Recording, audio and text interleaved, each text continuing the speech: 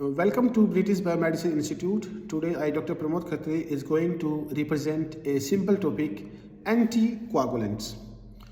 So through this presentation, I will be providing you a general overview of anticoagulants, an overview of blood coagulations, anticoagulant medicines which are being used, history of anticoagulant drugs, and use of anticoagulants today and future outlook. So anticoagulants are basically the drugs which help in prevention of your blood clotting. So coagulation can occur instantaneously once a blood vessel has been severed or it has been injured. Blood begin to solidify to prevent excessive blood loss and to prevent excessive invasive substances from entering the bloodstream.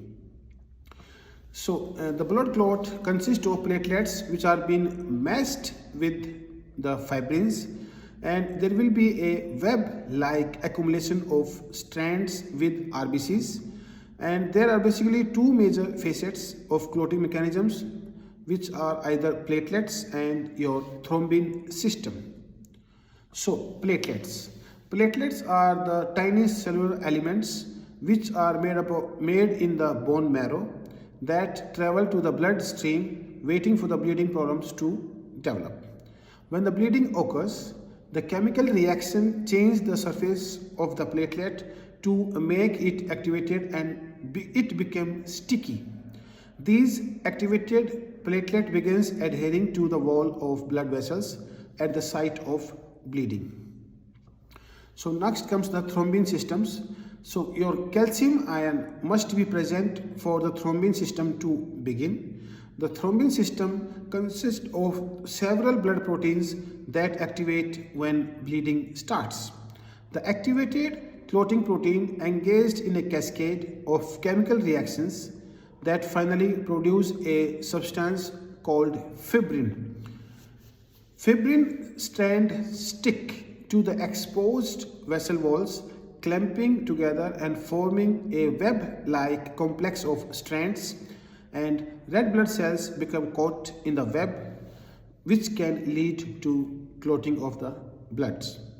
So here various thrombin factors and fibrin factors, they all play an important role. So the tissue factors which can help in blood clotting will be your tissue factor 10, 11, 7, 8, 5, 2 second. So fibrinogen will be converted into fibrin, and which will then stabilize into the fibrin. So there are various coagulation factors or tissue factors. Then the tissue factor 1 is known as fibrinogen, 2 is known as prothrombin, third is known as tissue factor or thromboplastin, and fourth is Ca++, and fifth is your proacelerin, seventh is your proconvertin, and eighth is your anti-hemophilic A factor, ninth is your anti-hemophilic B factor or Christmas disease, and 10th is your Stewart-Prower factor, 11th is your plasma thromboplastin antecedent factor, 12th is your Hedgeman factor or contact factor, and 13 is your fibrin stabilizing factors or prekallikrein factor or high molecular weight quinogen factor. So these coagulation factors, they play an important role at the time of blood clotting. Next is the heparin. So heparin is basically a naturally occurring anticoagulant which has been produced by the basophils and by the mast cells, and they help in the prevention or formation and extension of blood clots. Heparin does not disintegrate clot that has already been formed. It permits body natural clot lysis mechanism, that is fibrinolysis, to work normally to break down previously formed clots. So as the thrombokinase is released, it neutralizes the action of heparin to allow clotting to happen. Next are your anticoagulant use. Anticoagulant drugs can also help in stoppage or prevention of the development of harmful clots in the blood vessels by lessening the blood ability to cluster together. The function of these drugs is often misunderstood because they are sometimes referred to as blood thinners, but actually they do not thin your blood. These drugs do not dissolve clot that has already been formed, but it will stop an existing clot from becoming worse, and it prevent future clotting also. So there are various medicines which are available in the market, and heparin and warfarin are the traditional anticoagulant medicines. DVT, for a DVT like deep vein thrombosis or PE, pulmonary embolism, and heart surgery, we use or we recommend various anticoagulant medicines. So thrombus is a blood clot that form abnormally within the blood vessels. Embolus happens when a blood clot becomes dislodged from the vessel's wall and travel through the bloodstream. It has also been given to certain people at risk for forming blood clots, such as those with artificial heart valves or those with atrial fibrillation like AF. Next medicine is warfarin. Warfarin is a oral medicine, and it is a synthetic derivative of coumarin, a product whose chemical which is basically found in various plants. It decreases blood coagulation by interfering with vitamin K metabolism, and it also stops the blood from clotting within the blood vessels and is used to stop the existing clot from getting bigger, such as in DVT disease, and to stop parts of clotting breaking off and forming emboli, like in PE disease. So next is warfarin, which I have already covered. The most common side effect of warfarin are bleeding and bruising. This is the major side effect. The bleeding can be in the form of prolonged bleeding from the cuts, the bleeding that does not stop by itself. The treatment is monitored by a regular blood test used by International Normalized Ratio like INR, which is a measure of how much longer it takes for the blood to clot when oral anticoagulant medicines are being used. So warfarin can help in inhibition of effective synthesis of biologically active forms of vitamin K dependent clotting factors like clotting factor 2, 7, 9 and 10, as well as regulatory factor proteins like C, protein S and protein Z. So the next medicine is dabigatran etaxlate. Dabigatran etaxlate. It was developed by the B.E. Boehringer Ingelheim. The DE is a new oral direct thrombin inhibitor and is a product for dabigatran. Dabigatran is a small molecule that reversibly inhibits both free and clot-bound thrombins by binding to exosite 1 and to the active site of thrombin. Next medicine is rivaroxaban. It was again developed by the Bayers, and it is a orally available small molecule active site directed factor for 10A inhibitor.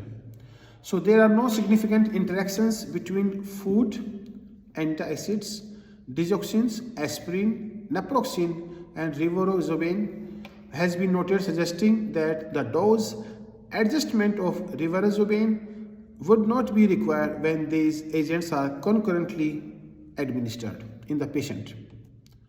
So next medicine is anisindione. The brand name is Meradone, which is a oral synthetic anticoagulant and indenidione derivative. It helps in reduction of prothrombin activity of the blood. It helps in formation of active procoagulation factors like 2, 7, 9, 10, as well as anticoagulant protein like C and S in the liver by inhibiting vitamin K, mediated gamma carboxylation of precursor proteins.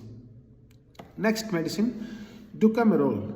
It is a potent oral anticoagulant that acts by inhibiting the synthesis of vitamin K dependent clotting factors like prothrombin and factor 7, 9 and 10 in the liver. It is started by largely replacing warfarin. Ducamerol is basically produced naturally by a conversion of non-toxic coumarin to in-mold sweet clover hay, Les Pepsa hay or sweet vernal hay. It is used especially in preventing and treating thromboembolic disease. Formerly, it was previously known as bis-hydroxycoumarin. Next is heparin, which is given by injection or drip into the vein intravenously or by the injection under the skin subcutaneously for treatment and prevention, and it has been derived from porcine intestinal mucosa, standardized for anticoagulant activities. Heparin works by inhibiting the three major clotting factors like thrombin, thromboplastin and prothrombin. It slows the process of thromboplastin synthesis, deaccelerate the conversion of prothrombin to thrombin, and inhibit the effect of thrombin on fibrinogen, blocking its conversion to fibrin. The agent also causes an increase in the number of negatively charged ion on the vascular wall, which helps in prevention of formation of intravascular clots. Next are low molecular weight heparin. So they are gradually replacing heparin for the treatment of most patients with venous thromboembolism and acute coronary syndrome because it is more convenient and cost effective. They have a similar result to heparin and they can be administered by subcutaneous injection. The name of the medicine is Lovinox. Next is Fondaparinux. It is given via injection once daily. It is licensed for initial treatment of DVT, deep vein thrombosis, or PE, pulmonary embolism, and for venous thromboembolism prevention in subjects undergoing surgery for hip fracture or like your knee or hip replacement. Now comes the history of anticoagulants. In 1960, D.W. Barrett and S.C. Jordan performed a first randomized trial showing the efficacy of anticoagulant therapy in the treatment of venous thromboembolism. Since then, important therapeutic advances has been made in the treatment of deep venous thrombosis and pulmonary embolism. So the warfarin has been the drug of choice for the prevention and treatment of arterial and venous thrombotic disorders for more than 40 years. It was initially marketed as a pesticide against rats and mice and is still popular for this purpose. History of anticoagulants. Zimelagatran was the first oral direct thrombin inhibitor and it has proven efficacy for the prevention and treatment of VTE and prevent strokes with atrial fibrillation and recurrent coronary event after acute myocardial infarction. It was initially approved for short-term VTE prevention in patients undergoing orthopedic surgery in Europe. But later on, it was withdrawn by AstraZeneca in 2006 due to lab work confirming severe damage to liver. So this medicine shows a severe toxicity in the liver. and it was removed by the AstraZeneca. Now comes the future of anticoagulants. The limitation of warfarin has fostered a great interest in the development of novel anticoagulants for oral use to potentially replacing warfarin.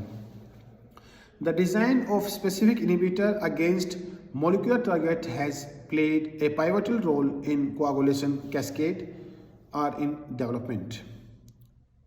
The molecular target for factor 2A thrombin or factor 10A, the trials are still ongoing, and two candidate compound, one direct thrombin inhibitor like dabigatran etexylate and one direct factor like 10A inhibitor rivaroxaban are hoping to be approved as new oral anticoagulant in the near future. So factor 10A is an attractive target for the design of new oral anticoagulants because of the unique role played by the factor 10A in coagulation cascade as a connection between intrinsic and extrinsic pathway. So factor 10A also regulates thrombin generation via binding by two factor 5A followed by the activation of prothrombin to thrombin.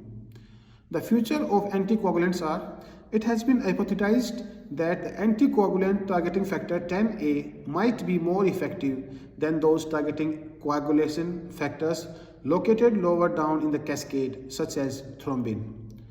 And the future of anticoagulants are, this concept has been basically approved when the first direct factor 10A inhibitor fondaparinux has received the FDA approval for the treatment of VTE. So this was all about the topic anticoagulant. I hope you have gained a lot of clinical information through this presentation. Please like, share, comment our YouTube channel. Goodbye.